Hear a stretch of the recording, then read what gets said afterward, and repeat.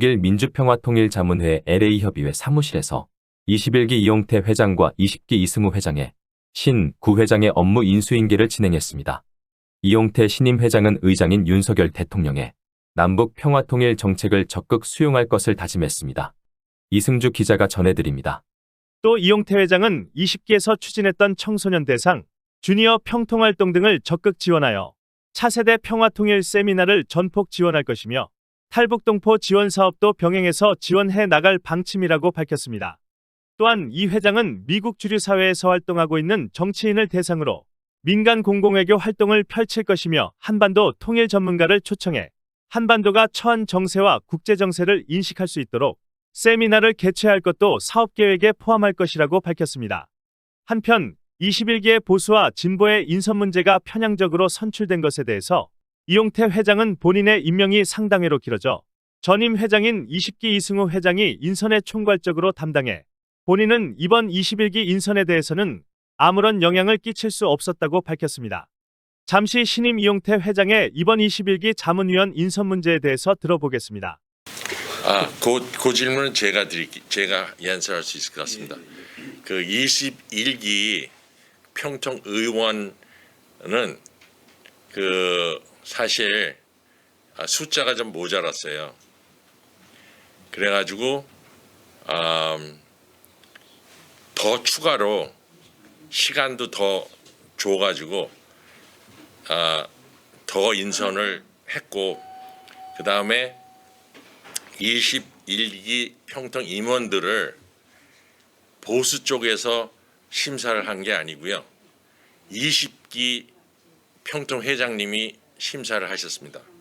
그래서 우리 보수 쪽의 그 인사들이 그 진보 쪽에 있는 인사를 배제한 사람은 한 명도 없습니다.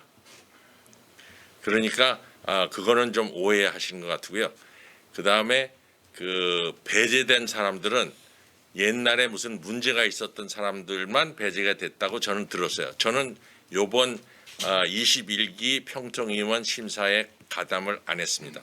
왜냐하면 제가 임명된 지가 너무 이게 늦어져 가지고 그 옛날 사례를 보면 신임 회장이 사실 그 심사를 해야 되는데 요번만큼은 제가 하지를 못했습니다. 그래서 예, 그래서 제가 누구를 배제하거나 뭐 따로 뭐 보수를 많이 하거나 뭐 진보를 적게 하거나 이런 건 없었습니다.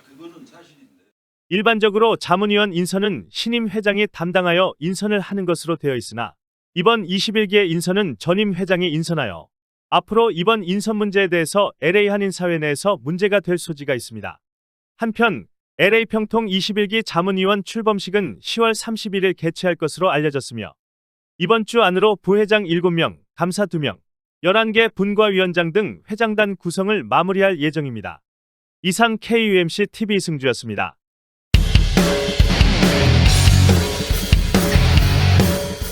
윤석열 대통령의 향후 새로운 외교 의지표를 제시하는 언론사의 인터뷰를 통해 밝혔습니다.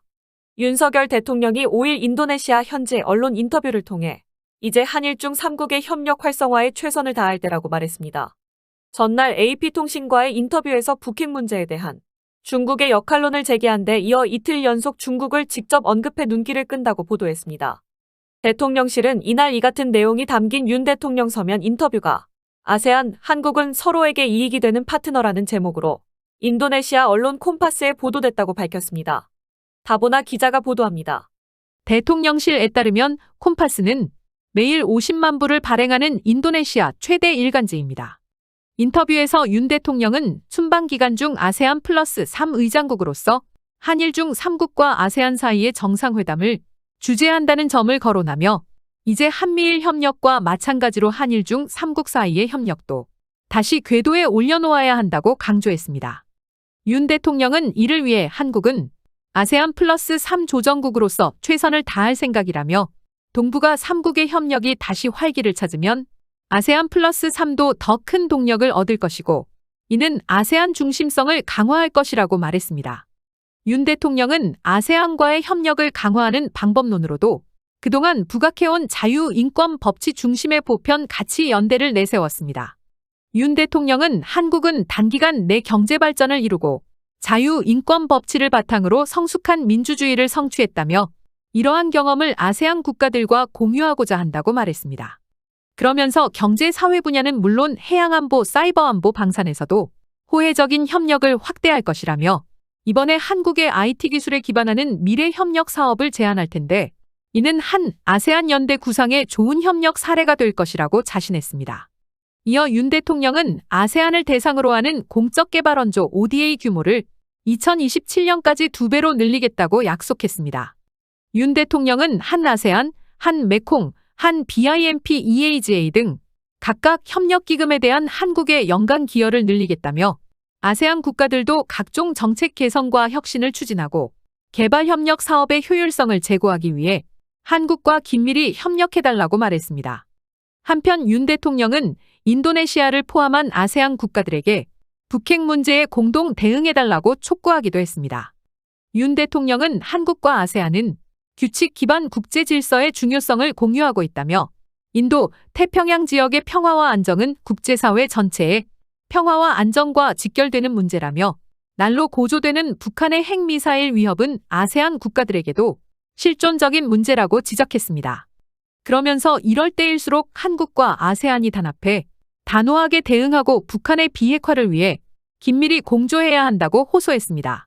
특히 윤 대통령은 아세안 관련 정상회의 참석차 인도네시아 자카르타를 순방 중인 윤석열 대통령이 현지 시간 7일 중국 리창 총리와 한중회담을 갖고 북한 문제가 한중 관계에 걸림돌이 되지 않았으면 한다는 의제를 가지고 중국의 한국 정부의 의중을 전달했으며 더불어 북핵 문제가 악화할수록 한미일 공조가 강화될 수밖에 없다며 중국의 행동에 따라 한국 정부의 입장도 변할 것이라는 의사를 표시한 것으로 알려졌습니다. 윤석열 대통령은 회담을 마무리하는 자리에서 중국이 안보리 상임이사국으로서의 책임과 역할을 다해달라고 했다고 김태효 국가안보실 1차장이 현지 브리핑에서 밝혔습니다. 지난 3월 임명된 리 총리는 중국의 2인자이자 시진핑 국가주석의 최측근입니다. 이상 KUMC TV 다보나였습니다. 중범죄 혐의 13건으로 형사재판 4건을 앞두고 있는 도널드 트럼프 미국 전 대통령이 이를 정치 탄압으로 받아들인 공화당원들의 절대적인 지지 속에 공화당 예비선거 투표권을 가진 공화당원 사이에 압도적인 지지율을 보이고 있는 것으로 2일 여론조사에서 확인됐다고 일제히 보도했습니다. 이승주 기자가 보도해드립니다. 도널드 트럼프 미국 전 대통령이 공화당원들 사이에 대통령 선거 후보 선호도에서 압도적인 1위를 기록했습니다. 오늘 당장 대선을 치른다면 누구를 뽑겠느냐는 질문에 공화당원 10명 가운데 6명이 트럼프를 찍겠다고 답했습니다. 2위를 기록한 론 디샌티스 플로리다 주지사는 1순위 지지율에서 고작 13%를 차지해 비교하기조차 힘들었습니다. 성추문 입막음부터 시작해 국가 기밀문건 불법 보관, 2020년 대선 결과 조작 시도 등 중범죄 13가지 혐의로 4곳에서 재판을 치러야 하는 트럼프 전 대통령이 오히려 지지층 결속이라는 반사이익을 거두고 있습니다.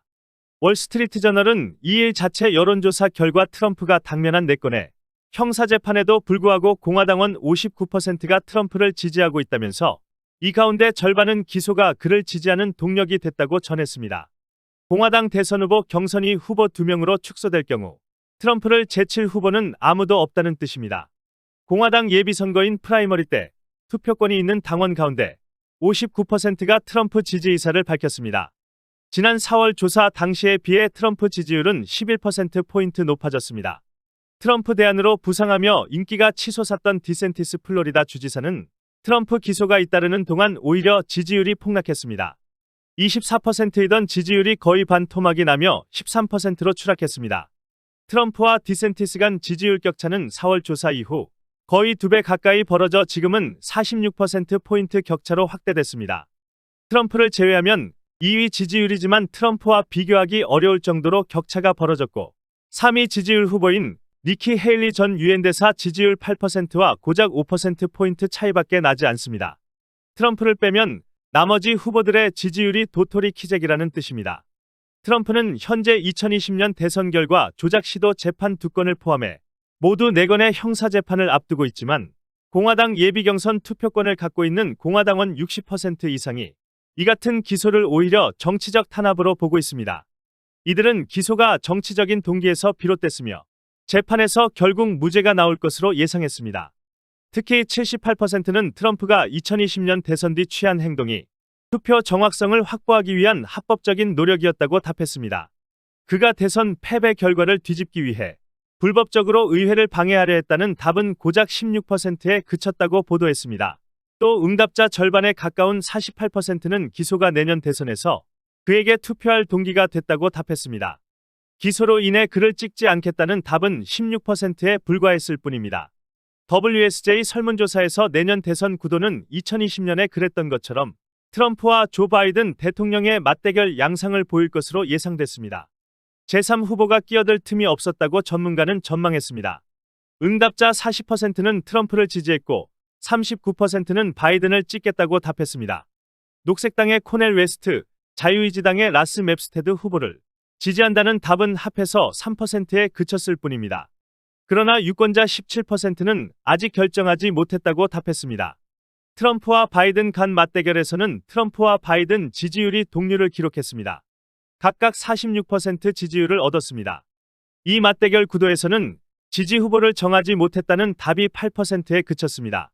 한편 공화당 대선 주자들의 지지율을 보면 유일한 경쟁자로 여겨졌던 론 디센티스 플로리다주 주지사의 지지율은 13%에 그쳤습니다. 두 후보의 지지율 격차는 무려 46%포인트나 차이가 납니다. 다른 후보들은 모두 한 자릿수의 저조한 지지율을 기록했습니다. 니키 헤일리 전 유엔 대사가 8%, 기업가인 비백 라마스와미는 5%를 얻었습니다. 크리스 크리스티 전 뉴저지주 주지사, 마이클 펜스 전 부통령은 각각 3%, 2%로 고전하고 있습니다. 이상 KUMC TV 이승주였습니다. 오미크론 변이종의 하위 변이가 새롭게 발견되어 세계 전문가들이 그 영향력에 주의를 기울이고 있습니다. 특히 이 바이러스는 여러 대륙에서 동시다발적으로 감염이 발생하고 있는 데다가 성분을 봤을 때에도 기존 면역 체계를 뚫을 가능성이 높은 것으로 분석됩니다. 다보나 기자가 전해드립니다. 세계보건기구 WHO는 18일 감시 대상의 오미크론 변이종인 BA2의 하위 변이로 분류되는 BA.2.86을 추가했다고 밝혔습니다. 지난 13일 이스라엘에서 첫 환자가 확인된 후 현재까지 덴마크 3건, 미국 2건, 영국 1건 등 감염 사례가 보고됐습니다. 이날 첫 BA.2.86 환자가 발생한 영국에서는 이 환자가 최근 여행력이 없어 지역사회 감염 사례일 것이라고 보고 있습니다. BA.2.86의 가장 큰 특징은 스파이크 단백질의 돌연변이 수가 BA2보다 30여 개나 많다는 점입니다. 스파이크 단백질은 코로나19 바이러스가 인체에 침투할 때 사용하는 무기로 변형이 많을수록 기존 면역 체계를 뚫을 가능성이 높다고 알려졌습니다. 이에 이미 이번 주 초부터 여러 지역에서 나타난 BA.2.86을 두고 전문가들은 전염성에 대한 우려를 나타내고 있습니다. 미국 스크립스 연구소 크리스티안 안데르센 연구원은 트위터에 BA.2.86은 유행할 수 있는 것들이 지니는 전형적 특징 모두를 지니고 있다는 글을 올렸습니다. 유니버시티 칼리지 런던 UCL 유전학 연구소장인 프랑수아 발루 교수는 2021년 말 오미크론 등장 이후 나온 변이 중 가장 눈에 띄는 바이러스라고 BA.2.86을 평가하면서 면역 체계가 손상된 사람의 체내에 1년 이상 장기 감염 상태로 머물면서 돌연변이가 생긴 뒤 다시 공동체로 확산됐다는 시나리오가 가장 그럴듯하다고 영국 가디언 인터뷰에서 밝혔습니다. 또 덴마크 코펜하겐 대학 국립혈청연구소 SSI의 모르텐 라스무센 선임연구원은 코로나19가 그렇게 크게 변해 30개의 새 돌연변이를 일으키는 건 드문 일이라며 마지막으로 그런 큰 변화를 본 건 오미크론 변이였다고 말했습니다. 미국 시애틀 프레드 허친슨 암센터의 바이러스 진화학자 제시 블룸도 오미크론이 처음 생겨났을 때와 비교할 정도로 큰 진화상 도약이라고 평가했습니다.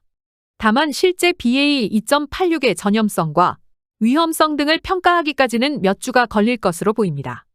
WHO는 새 변이가 잠재적으로 어떤 영향을 미칠지는 알려지지 않았고 신중한 평가를 하고 있다고 밝혔습니다. 미국 질병통제예방센터 CDC는 BA.2.86을 면밀히 모니터링하고 있다면서도 현재 나온 증거에 비춰볼 때 이것이 현재 유행 중인 다른 변이들 이상으로 공공보건의 위험을 초래할지는 아직 알 수 없다고 말했습니다. WHO는 현재 BA.2.86을 포함해 10여 종 변이를 감시 대상으로 지정해 추적하고 있습니다. 감시 대상으로 지정된 변이는 위중증 위험이 높거나 현존하는 백신이 제공하는 면역 체계를 뚫을 수 있다는 점이 확인되면 관심 변이 혹은 우려 변이로 격상됩니다. 이상 KUMC TV 다보나였습니다. 미국에서 희한한 자동차 사고로 인해 그 처리를 어떻게 처리할지 많은 사람들이 그 결과를 지켜보는 사건이 벌어졌습니다. 이 사건의 주인공은 무인 자율주행 택시가 응급 환자를 태운 구급차를 가로막아 환자가 사망하는 일이 벌어졌기 때문입니다. 다보나 기자가 전해드립니다. 이 사건을 보도한 뉴욕타임스에 따르면 지난달 14일 샌프란시스코 소마 지역 인근 4차선 일방통행 도로에서 교통사고가 일어났습니다. 현장에 도착한 구급차는 중상을 입은 피해자를 싣고 병원으로 출발하려 했으나 크루즈 자율주행 택시 2대가 통로를 가로막고 서 있는 바람에 바로 출발할 수 없었다고 합니다.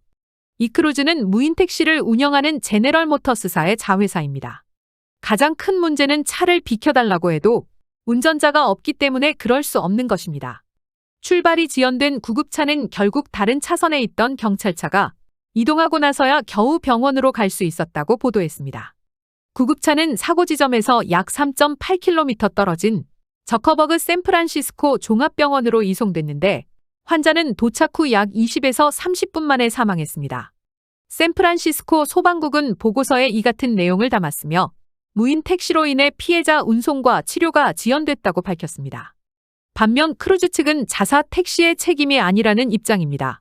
크루즈 측이 뉴욕타임즈에 공개한 영상에 따르면 구급차를 가로막았다고 하는 택시 2대 중 한 대는 피해자가 구급차가 실리기도 전에 현장을 떠났으며 나머지 한 대도 구급차가 못 지나가게 가로막은 상황은 아니었다는 것입니다. 이에 대해 샌프란시스코 소방국장 지닌 니콜스는 이러한 사고에서는 1분 1초가 중요하다. 응급요원들이 환자에게 바로 접근할 수 없었다는 것이 문제라고 반박했습니다. 그런데 샌프란시스코 소방국은 또 이번 사건이 빙산의 일각에 불과하며 크루즈 차량이 응급구조 차량을 방해하는 사례는 훨씬 더 많다고 주장했습니다. 이상 KUMC TV 다보나였습니다.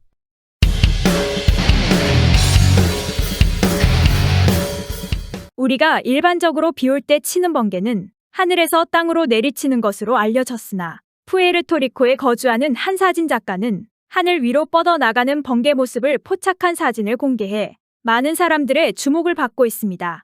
다보나 기자입니다. IT 매체 BGR은 3일 사진작가 프랭키 루세나가 카메라에 담은 거꾸로 치는 번개 사진을 소개했습니다. 이번 사진은 해당 지역을 휩쓸고 지나간 허리케인 플랭클린 여파로 발생한 폭풍 중 번개가 치는 장면을 포착된 것입니다. 작가는 우주 공간을 향해 거꾸로 뻗어 올라가는 번개의 매혹적인 장면을 카메라에 담았습니다. BGR은 이 같은 사실을 전해주면서 사진에 포착된 모습은 초현실적이라고 평가했습니다. 프랭키 루세나는 자신의 유튜브에 해당 영상을 공유했습니다. 일반적인 번개는 폭풍에서 모인 전하가 구름 아래쪽 근처에 축적되었을 때 생기는데 충분한 에너지가 축적되면 지면으로 번개가 쏟아지는 것이 일반적입니다. 그러나 이와는 달리 거꾸로 치는 번개는 일반적으로 거대 제트 gigantic jet로 불리며 가장 희귀하고 강력한 위력을 가진 것으로 알려져 있습니다. 과학자들은 이런 거꾸로 치는 번개가 1년에 1,000회가량 발생하며 일반적으로 볼 수 있는 번개보다 위력이 50배 이상이라고 밝혔습니다. 거꾸로 치는 번개는 지구 표면 위 80km 이상 상공까지 도달할 수 있다고 합니다. 이는 번개가 종종 전리층 바닥에 닿아 전하를 방출하고 광대한 전하 입자층의 전하를 방출한다는 것을 의미합니다. 이 번개는 주로 열대 지방에서 가장 자주 목격된다고 과학학술지 사이언스 어드밴스드에 발표된 연구는 밝혔습니다. 하지만 거꾸로 치는 번개는 목격된 지 20년 밖에 되지 않아 관련 연구는 아직 초기 단계라로 BGR은 전했습니다. 때문에 향후 더 많은 연구 결과들이 공개될 것으로 보이고 있습니다. 이상 KUMC TV 다보나였습니다.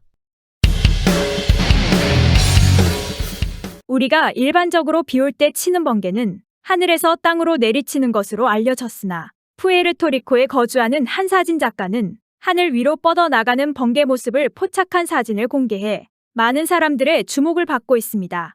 다보나 기자입니다. IT 매체 BGR은 3일 사진작가 프랭키 루세나가 카메라에 담은 거꾸로 치는 번개 사진을 소개했습니다. 이번 사진은 해당 지역을 휩쓸고 지나간 허리케인 플랭클린 여파로 발생한 폭풍 중 번개가 치는 장면을 포착된 것입니다. 작가는 우주 공간을 향해 거꾸로 뻗어 올라가는 번개의 매혹적인 장면을 카메라에 담았습니다. BGR은 이 같은 사실을 전해주면서 사진에 포착된 모습은 초현실적이라고 평가했습니다. 프랭키 루세나는 자신의 유튜브에 해당 영상을 공유했습니다.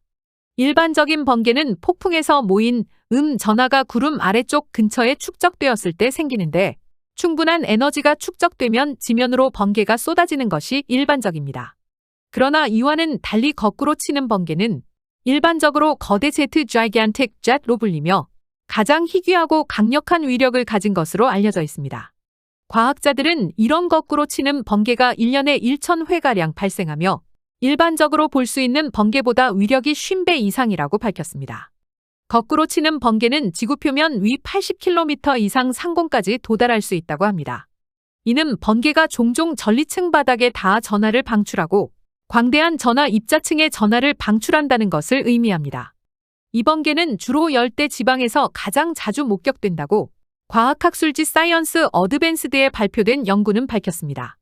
하지만 거꾸로 치는 번개는 목격된 지 20년 밖에 되지 않아 관련 연구는 아직 초기 단계라로 BGR은 전했습니다.